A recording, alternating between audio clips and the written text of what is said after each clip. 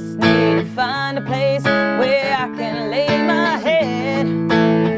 Mister, can you tell me where a man can find a bed?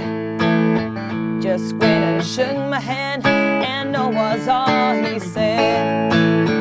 Take a load off Fanny, take a load for free. Take a load off Fanny, and you put your load right on me. Hey, how you doing? Justin here. Today we are checking out The Weight by The Band, featuring, of course, the great guitar player Robbie Robertson, one of my favourite players of all time. Brilliant dude. And still going. You should check out his stuff. You know, awesome guitar player. So I am going to show you the intro, the one that was played on the last waltz version of this tune, but I figure that some of you are probably just going to be wanting the chords and stuff, so we're going to start with that. The first chord is an A chord. Looks like in the last waltz video that Robbie's playing it up at the 5th fret, the bar chord, but it doesn't really matter if you want to do the open one or that one. So the beginning's 2 bars of A, 3, 4, 1, 2. Now we're into the verse. So it starts on A for 2 beats, C sharp minor to D and back to A. Right, that's the little sequence. And again, just need a C sharp minor where D can lay my A.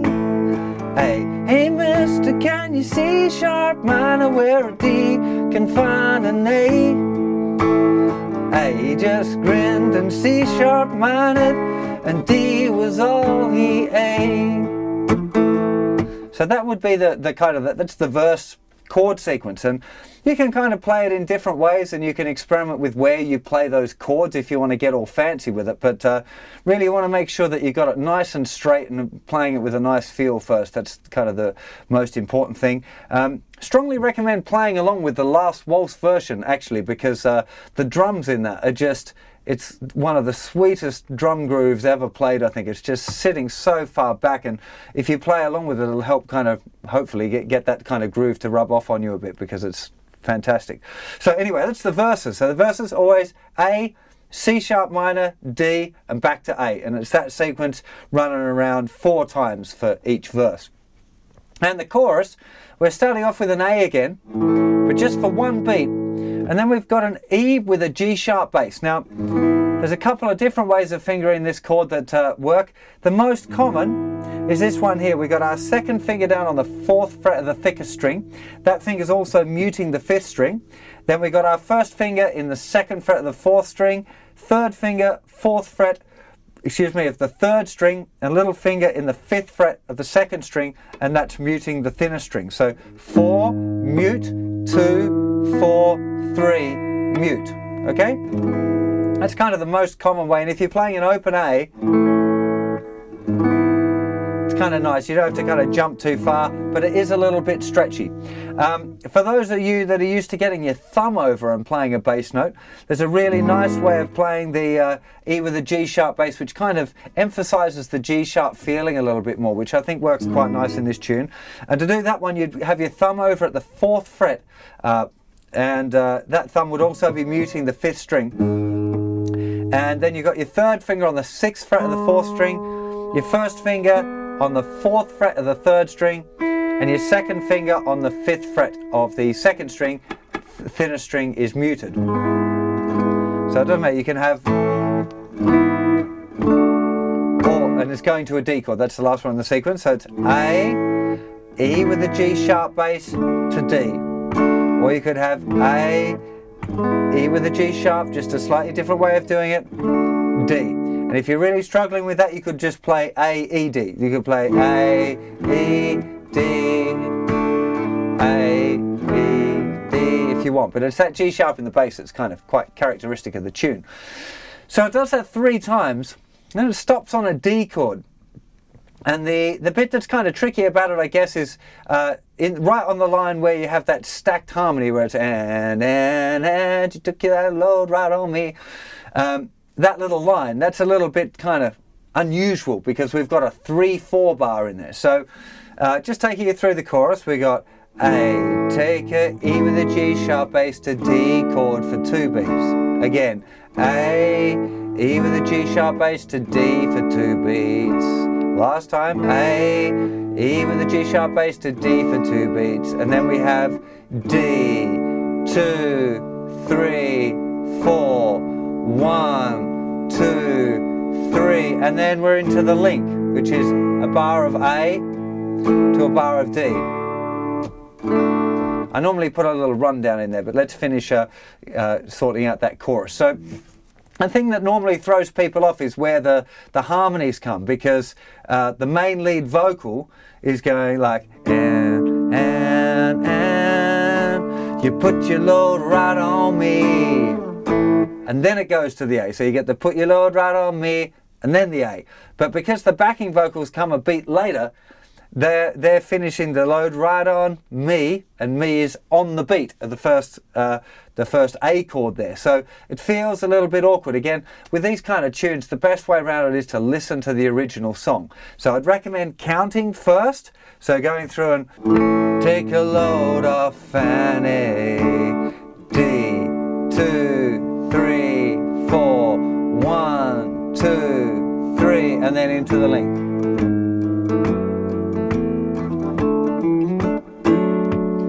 So once you're kind of used to doing the count and you're cool with that, then it's worth putting the words on. And I would recommend learning it with the lead vocal, and then if you're a harmony singer, deal with that separately. So if you're doing the lead vocal, after you've got take a load off Fanny, which is 2 strums on the D for the Fanny, then you have D and.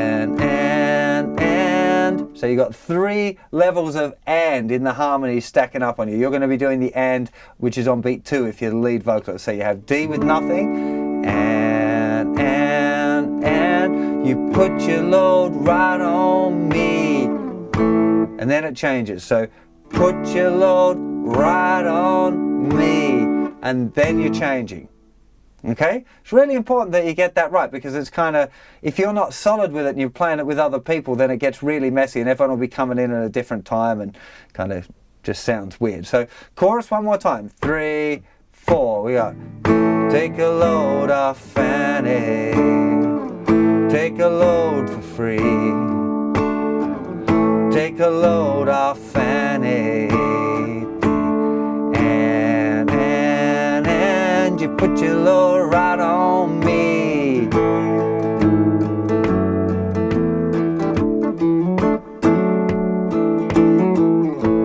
So the little link there, on the last waltz one, it's just kind of the A going to a D chord, but yeah, I've always played it with this little bass line thing going, the bass line going A, G sharp, F, E to the D. And then I did this little kind of fill on the D, which is a nice little one to do. I'll show you when we go to look at the lead part. I'll show you that first, because it's I called it Hendrix rhythm guitar if you wanted to get a whole bunch of lessons on that style of playing. But that's the kind of thing that you can put into this tune, and I think it makes it sound really nice to add, adds a little bit of colour to the rhythm, just rather than playing the regular chords. So if you're going to do the walk down, you play the A kind of regular in the open position, reach over with the 3rd finger to get the G sharp bass, then I use my thumb to play the 2nd fret, then the open E. So A, G sharp bass, F sharp bass, E to D.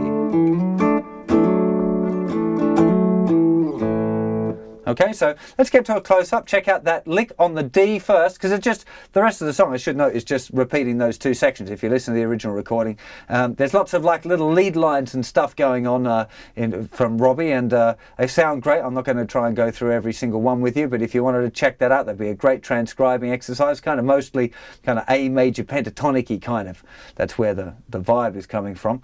So let's go to the close-up. See that little lick on the D, and then I'll show you how to do the intro too, because that's super.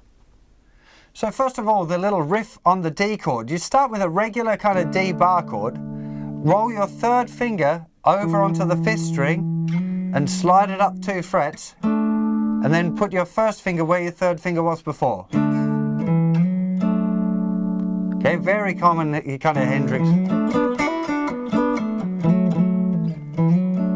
That kind of thing, but Robbie's using it a lot in this. That kind of thing, and also sounds really nice on the you know, going into the you put your load right on me little part to have the take a load off Fanny and just to do that on beat 1. It's just barring the 7th fret there with the 1st finger and hammering the 3rd finger down in the 9th fret.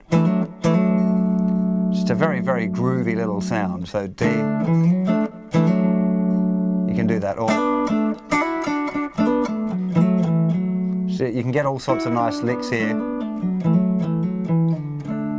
Very cool little trick. Go and check it out. It's the Hendrix rhythm guitar lesson on the website, but used by lots of people subsequently, of course. So now let's have a look at the intro.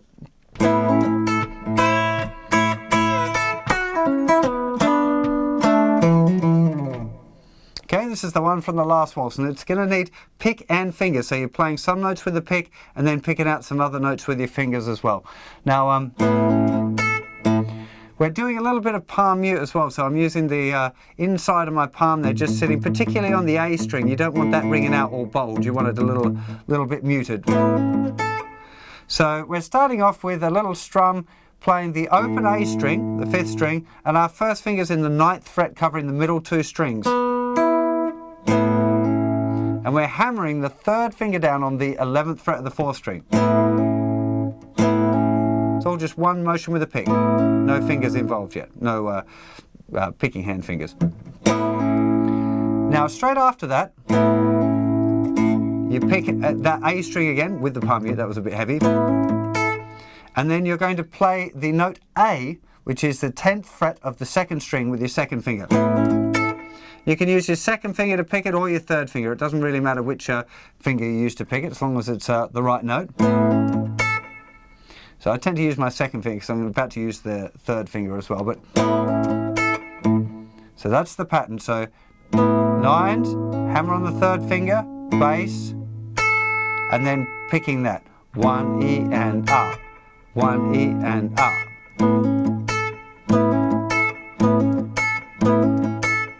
1 E and up. Notes, hammer on, note, bass note, 2nd string. Then after that we pluck the A string again and we do this bend, which is an open E string and our 3rd finger bending the 12th fret upper tone. Lovely country sound. Especially when you get that bass note in there. Lovely. So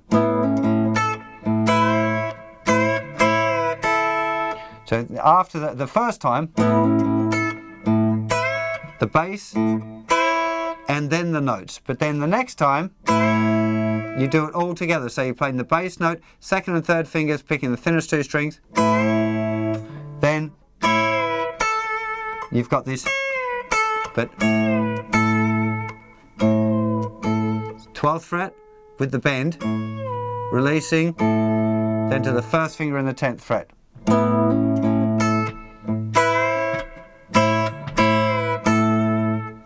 Okay, one more time slowly.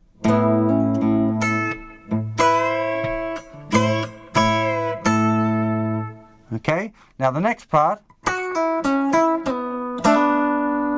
we got 11th fret on the 3rd string, flicking off to the 9th fret, 11th fret on the 4th string, back to the 9th fret. That's the first beat. 1 E and R.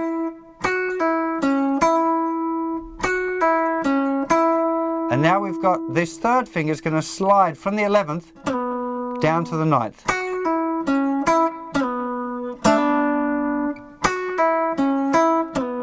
And then we've got here this 2 7ths in the middle of 2 strings and hammering on the 3rd finger. Okay, 1 E and up 2. And then we lift off that 3rd finger. So we're just playing these 2 notes on the 7th fret, in the middle 2 strings. And then 7th fret, 9th fret, 7th fret on the 5th string. Sorry, a bit slower.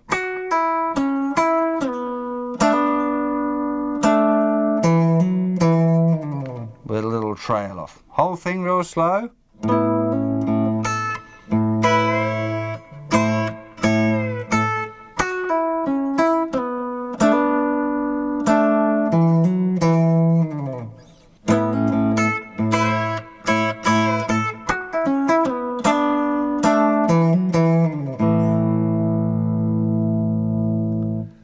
hope you enjoyed playing this tune. I think it's an absolute cracker, and if you haven't seen the film The Last Waltz, then you definitely should, because it's got some superb playing, wonderful musicians, appearances with Joni Mitchell and Neil Young and a whole bunch of other amazing guys from that period. So definitely go and check that out if you've not already. See you for plenty more lessons very soon. Take care of yourselves. Bye-bye.